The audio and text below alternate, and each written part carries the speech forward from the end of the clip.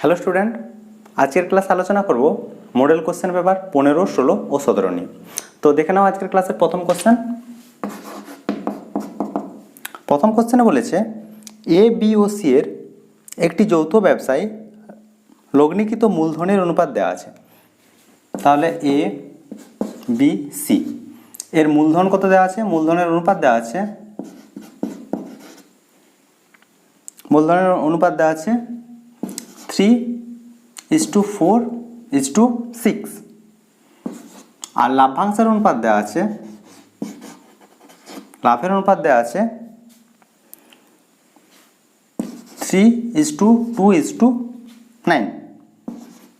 ঠিক আছে, তাহলে আমরা ধরে নিচ্ছি যে এ এর মূলধন সমান হচ্ছে 3x, বি এর মূলধন সমান হচ্ছে 4x আর সি এর মূলধন সমান হচ্ছে 6x।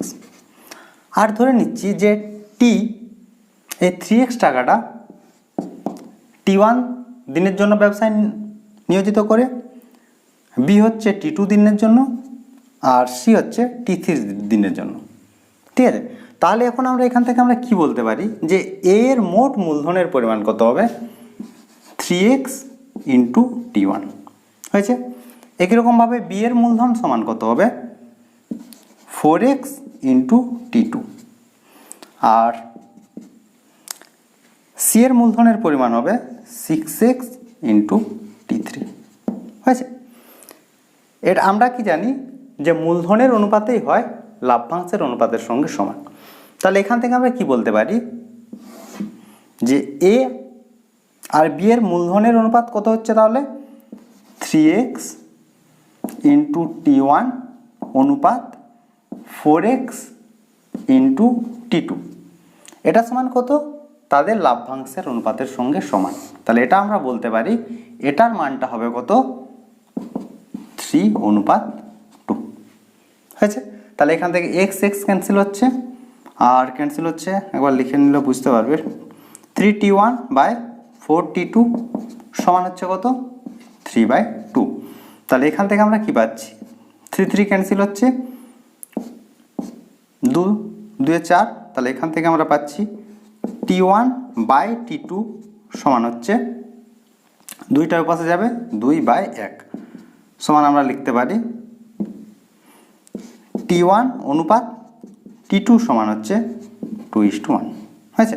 তাহলে আমরা কি পেলাম, T1 আর T2, তাহলে এ আর বি এরটা আমরা পেলাম T1 অনুপাত T2 সমান হচ্ছে 2:1।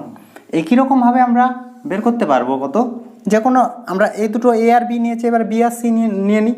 তাহলে বি সি থেকে আমরা কি পাবো,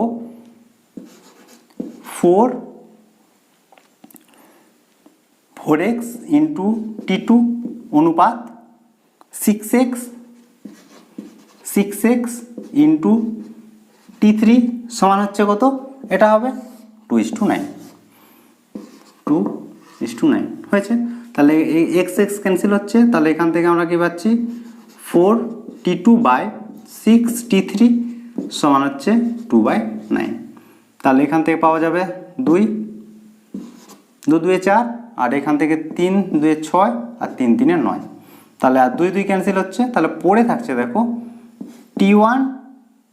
T2/T3 সমান হচ্ছে 1/3। এখান থেকে আমরা কি লিখতে পারি, T2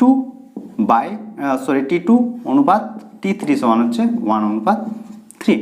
তাহলে এখানে আমরা T1 সমান পেয়েছি কত, 2 আর T2 সমান পেয়েছি 1 আর এখানেও পেয়েছি 1। তাহলে এখানে আমরা যদি দুটো একসাথে লিখি তাহলে কি পাবো, যে T1 অনুপাত T2 অনুপাত T3 সমান হবে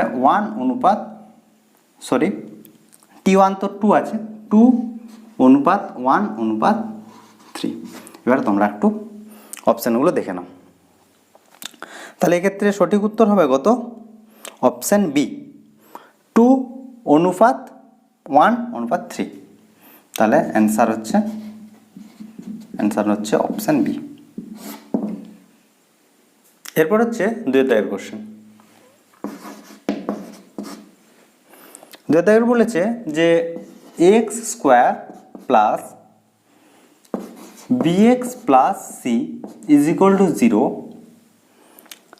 সমীকরণের একটি বীজ অপরটির অনন্যক হলে সম্পর্কগুলো দিয়েছে। এটা আগের ক্লাসেও আলোচনা করেছি যে অনন্যক হবে তখনই যখন এ ইকুয়াল টু সি হবে।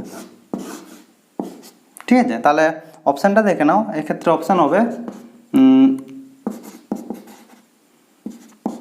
অপশান এ হচ্ছে উত্তর।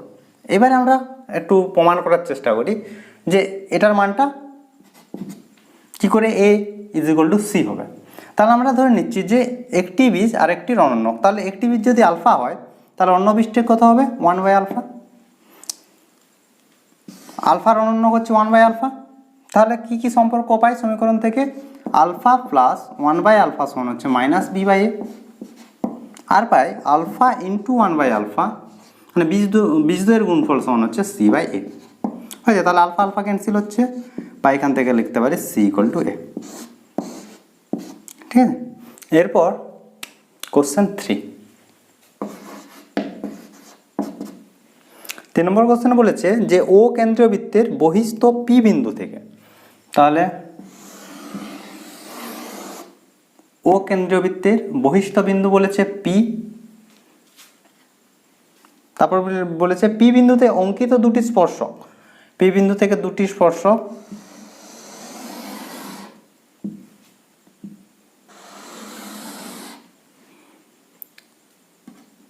এটা হচ্ছে পি বিন্দু, অঙ্কিত স্পর্শক বলেছে এপি আর হচ্ছে বিপি।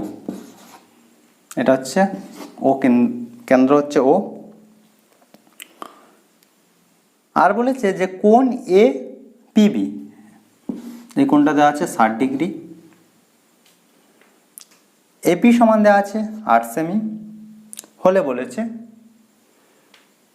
এবির মান কত। এবির মান এখানে জানতে চেয়েছে। ঠিক আছে, তাহলে এখানে আছে 60 ডিগ্রি। আমরা কি জানি যে যে কোনো বৃত্তের ক্ষেত্রে বাইরের যে কোনো বিন্দু থেকে আমরা দুটি স্পর্শক আঁকতে পারি। ওই দুটি স্পর্শকের দৈর্ঘ্য হচ্ছে কি সমান হয়। এটা হচ্ছে তোমাদের উপপাদ্য আছে যে বহিস্থ বিন্দু থেকে যে দুটি স্পর্শক অঙ্কন করা যায় সেই দুটি স্পর্শকের দৈর্ঘ্য হচ্ছে সবসময় সমান হয়। তাহলে এখান থেকে আমরা কি পাবো যে এই বাহুর দৈর্ঘ্য আর এই বাহুর দৈর্ঘ্য হচ্ছে সমান। এরপর বের করতে বলেছে এবির দৈর্ঘ্য। ঠিক আছে, তাহলে দেখো যে এই দুটো বাহু যদি সমান হয় তাহলে এই দুটো কোণ সমান হবে।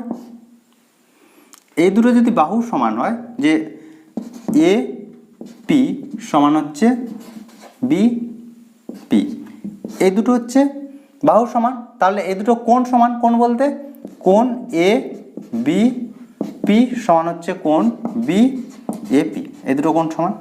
আর এই কোণটা দিয়েছে কোণ এ পি বি সমান দিয়েছে 60 ডিগ্রি। ঠিক আছে, তাহলে এই দুটো কোণের মান কত হবে 60 ডিগ্রি, আর এটা হবে 60 ডিগ্রি। তার কারণ কি জানি যে ত্রিভুজের তিনটি কোণের সমষ্টি হয় কত 180 ডিগ্রি। 180 ডিগ্রির মধ্যে এই কোণটা হয়ে গেছে 60 ডিগ্রি, তাহলে পড়ে থাকছে কত 120 ডিগ্রি। 120 ডিগ্রি যদি হয় আর এই দুটো কোণ সমান তাহলে বাই 2, তাহলে হচ্ছে 60 ডিগ্রি করে। তাহলে 60 ডিগ্রি যদি হয় তাহলে যে ত্রিভুজটা আমরা পাচ্ছি ত্রিভুজ এ বি পি, এটি একটি কি সমবাহু ত্রিভুজ। তার কারণ এই ত্রিভুজের প্রতিটি কোণের মান সমান, তাহলে প্রতিটি কোণ যদি সমান হয় তাহলে প্রতিটি বাহু সমান হবে, কারণ হচ্ছে এটা একটা সমবাহু ত্রিভুজ। তাহলে এটা হচ্ছে 8, তাহলে এটাও হবে 8। তাহলে এক্ষেত্রে সঠিক উত্তর হচ্ছে এবি সমান হচ্ছে 8 সেমি। ঠিক আছে, এবার তোমরা অপশানটা দেখে নাও, অপশান সি এক্ষেত্রে তাহলে সঠিক উত্তর। অপশান অ্যান্সারটা হচ্ছে অপশান সি। এরপর হচ্ছে 4 দাগের কোশ্চেন। 4 দাগের কোশ্চেন বলেছে যে দুটি বৃত্তের সাধারণ স্পর্শকের সংখ্যা হলো। দুটি বৃত্ত এর সাধারণ স্পর্শক কতগুলো হবে তোমরা একটু দেখে নাও। এটা এরকম একটা সাধারণ স্পর্শক হবে, এরকম একটা সাধারণ স্পর্শক হবে, আর হবে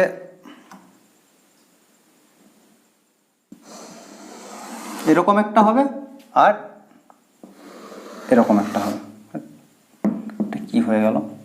এটা আসবে তোমার যে দুটো ছেদ করবে এরকম বিন্দুতে, ঠিক আছে, এরকম তাহলে হবে।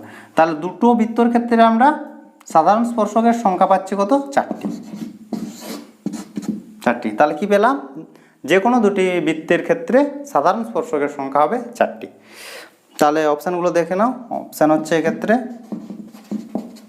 অপশান সি, 4টি। এরপর হচ্ছে 5 দাগের কোশ্চেন। 5 দাগের কোশ্চেন বলেছে দুজনের একটি অংশীদারি ব্যবসায় মোট লাভ 90 টাকা। তাহলে মোট লাভ হচ্ছে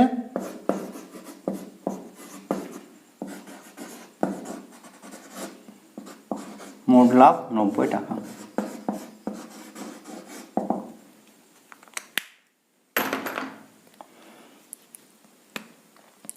এর মূলধন হচ্ছে 50 টাকা। এর মূলধন হচ্ছে 50 টাকা।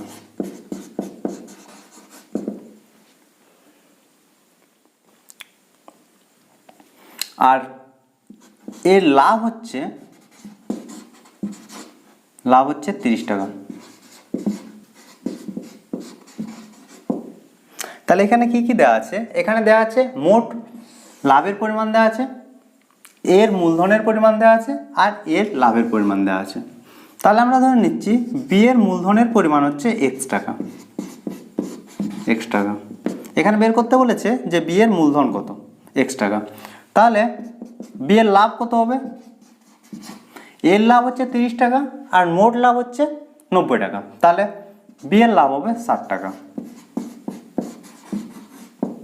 ঠিক আছে, 60 টাকা। আমরা কি জানি? আমরা জানি লাভ্যাংশের পরিমাণ হয় মূলধনের পরিমাণের সঙ্গে, লাভ্যাংশের অনুপাত হয় মূলধনের অনুপাতের সঙ্গে সমান। তাহলে এ আর বি এর লাভ্যাংশ এ আর বি এর মূলধনের অনুপাত কত হবে? 50 অনুপাত এক্স সমান এর হচ্ছে লাভ্যাংশের অনুপাত। লাভ্যাংশের অনুপাত কত? 30 অনুপাত 60। তাহলে এখান থেকে কি কি কাটাকাটি হচ্ছে দেখে নাও। 50/x সমান হচ্ছে 30/60। 0 0 কাটছে, 3 2 6। তাহলে x = আমরা পাচ্ছি কত? 100। তাহলে বি এর মূলধনের পরিমাণ হচ্ছে কত? 100 টাকা। তাহলে অপশানগুলো তোমরা একটু দেখে নাও। অপশান বি, অ্যান্সার হচ্ছে অপশান বি। এরপর হচ্ছে 6 দাগের কোশ্চেন, কোশ্চেন 6। এখানে বলেছে এক্স ওয়াই = কে হলে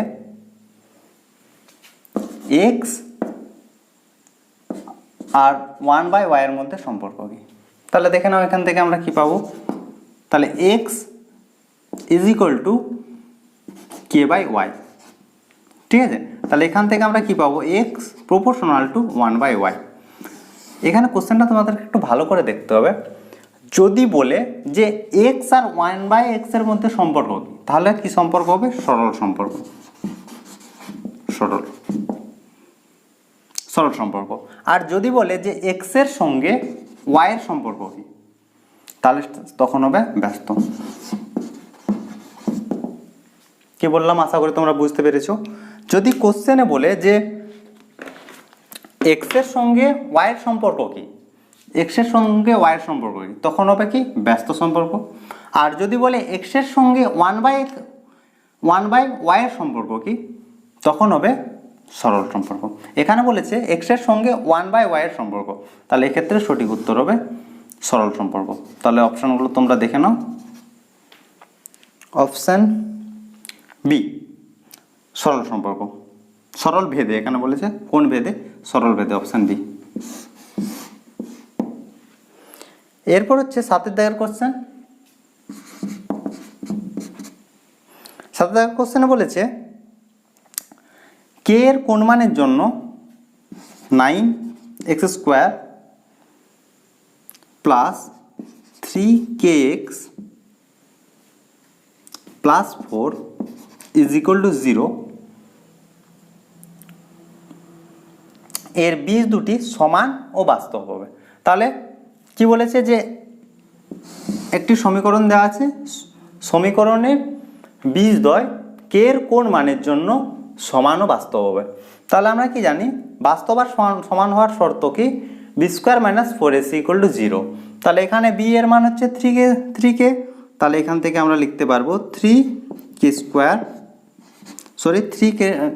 এর হোল স্কোয়ার মাইনাস 4, এ বলতে কত 9 আর সি বলতে হচ্ছে 4, এটা সমান কি 0 হবে।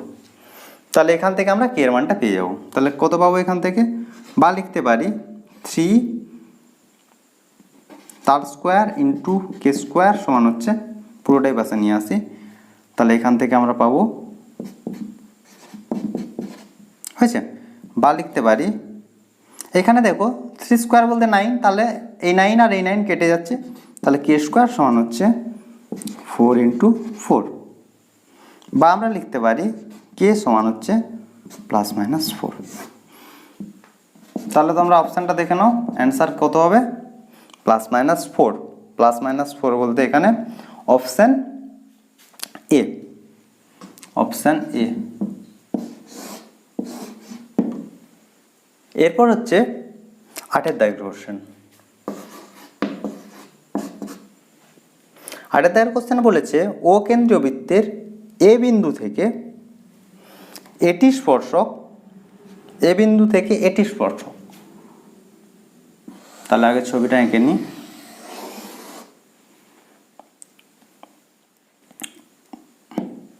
ও কেন্দ্রীয় বৃত্তের কেন্দ্রবিন্দু, তাহলে ও বৃত্তের উপর একটি বিন্দু যে কোনো এ নিলাম, এটি স্পর্শক,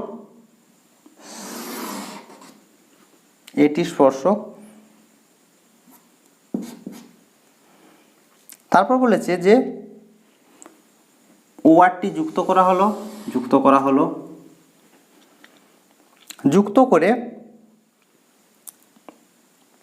যুক্ত করে বাড়ালে বৃত্তকে বি বিন্দুতে ছেদ করেছে। তাহলে এই যে টি আর ও যুক্ত করা হয়েছে, দিয়ে এটাকে বাড়ানো হচ্ছে, তাহলে বৃত্তকে বি বিন্দুতে ছেদ করেছে, তাহলে কি ছিল যে টিও যুক্ত করা হলো আর বর্ধিত করা হলো, বর্ধিত করলে বৃত্তকে বি বিন্দুতে ছেদ করবে। তাহলে ওটিকে ও আরটি যুক্ত করে বর্ধিত করলে বি বিন্দুতে ছেদ করবে, হয়েছে, ছেদ করেছে। তারপর কি কি দেওয়া আছে দেখে নাও, যে এ টিবি এই কোণটার মান দেওয়া আছে, এ টিবি সমান হচ্ছে 40, এটিবি সমান হচ্ছে 40। আর বলেছে আর কিছু দেয়া নেই, মান বের করতে বলেছে কোণ বি এ ও, বলতে একটু কোণটা দেখে নি, বি এ ও, এই কোণটা বের করতে বলেছে। তাহলে কোনটা বের করতে বলেছে, বি এ ও, এই কোণটা বের করতে বলেছে, ঠিক আছে। তাহলে এই কোণটা দেওয়া আছে কত 40 ডিগ্রি হোক। তাহলে আমরা তো জানি এই কোণটার মান কত হবে 90 ডিগ্রি, কারণ কি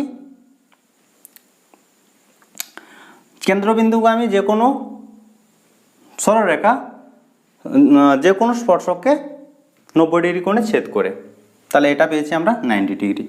তাহলে এটা যদি 90 ডিগ্রি হয়, তাহলে এই কোণের মান কত হবে, এই কোণের মান হবে, এটা পেয়েছি আমরা 40 আর এটা পেলাম 90, তাহলে এই কোণের মান হবে কোণ এ ও টি সমান হবে 180 degree minus 90 degree plus 40 degree.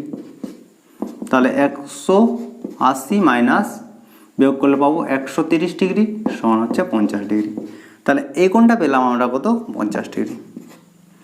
আর এ ও টি একটি সরলরেখা, তাহলে পুরো কোণটার মান কত হয় 180 ডিগ্রি। 180 ডিগ্রি যদি হয়, তাহলে এটার মান আমরা পেয়েছি কত 50 ডিগ্রি, তাহলে এটা হবে কত 130 ডিগ্রি, হয়েছে। তাহলে এটা আমরা গোটাটা পেলাম কত, এই পোর্শনটা পেলাম কত, আমরা কোনটা লিখে দিই তাহলে বুঝতে পারবে, এ ও বির মান পেলাম 130 ডিগ্রি। এখানে তোমরা একটু লক্ষ্য করো, ও এ আর ও বি হচ্ছে কি সমান, ও এ সমান হচ্ছে ও বি, তার কারণ এটা হচ্ছে বৃত্তের ব্যাসার্ধ। তাহলে এই দুটো বাহু যদি সমান হয়, তাহলে এই দুটো কোণ হচ্ছে সমান হবে। তাহলে ওপরের কোণটা মানে কোণ এ ও বি সমান হচ্ছে 130 ডিগ্রি, তাহলে বাকি কোণ কত হচ্ছে 50 ডিগ্রি। তাহলে এই দুটো কোণের সমষ্টি কোণ এ বিও প্লাস কোণ বি এও, এটার মান হবে কত 50 ডিগ্রি। তাহলে যেহেতু দুটো কোণের মান সমান, তাহলে কোণ এ বিও সমান কোণ বি এও সমান হবে কত 50/2 সমান হচ্ছে 25 ডিগ্রি। ঠিক আছে, এই কোণটা চেয়েছে, তাহলে এই কোণটার মান আমরা কত পেলাম 25 ডিগ্রি। তাহলে তোমরা একটু অপশানটা দেখে নাও, অপশান সি। এরপর হচ্ছে 9 দাগের অঙ্ক, কোশ্চেন 9। 9 দাগের অঙ্কে বলেছে একটি অংশীদারি ব্যবসায় 3 বন্ধুর মূলধনের অনুপাত দেওয়া আছে 1:2 অনুপাত 1:3 অনুপাত 1:4। আর বলেছে যে বছরের শেষে মোট লাভ দেওয়া আছে, মোট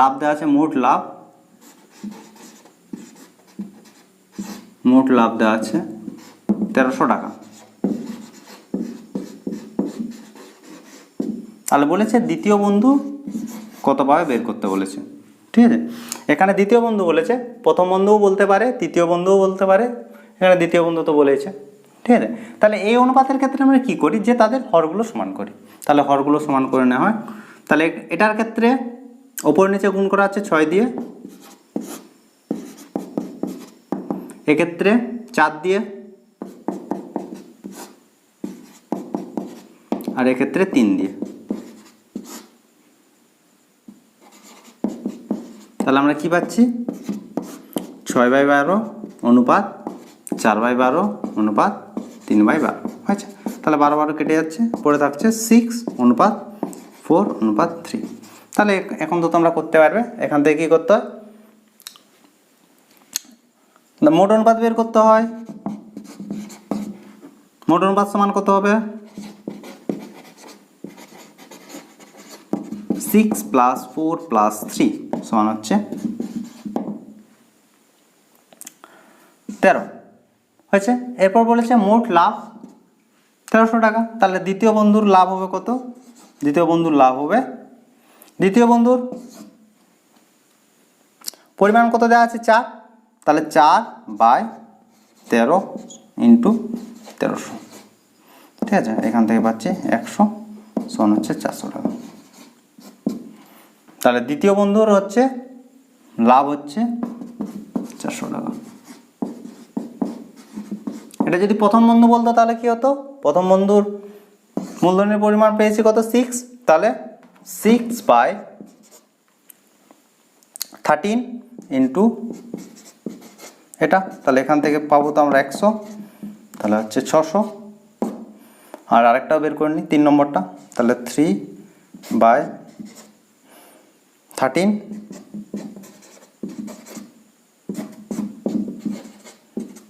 300।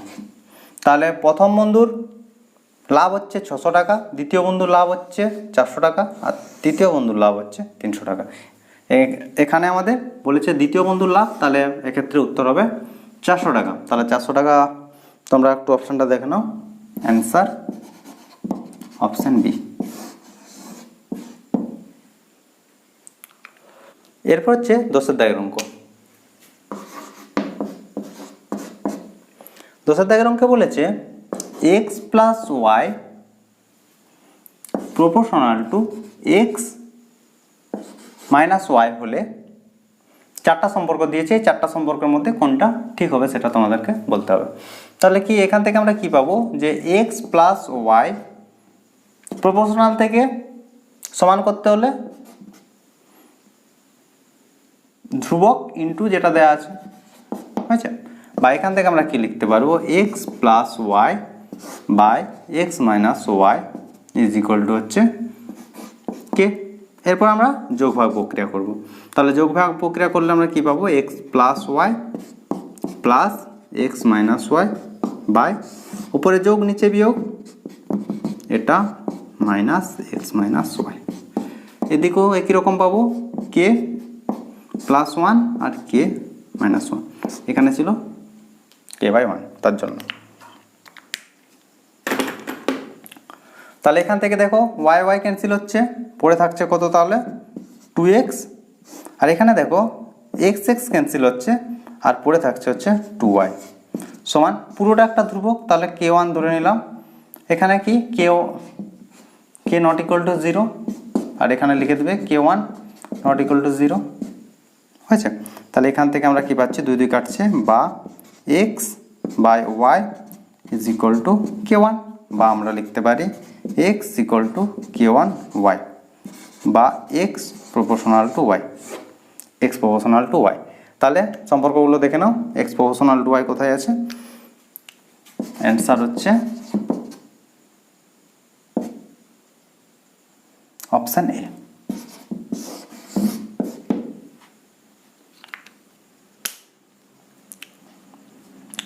ঠিক আছে, তাহলে এই ছিল আজকের 10টা কোশ্চেন। এখানে আলোচনা করলাম 15 থেকে 17 পর্যন্ত মডেল কোশ্চেন পেপার।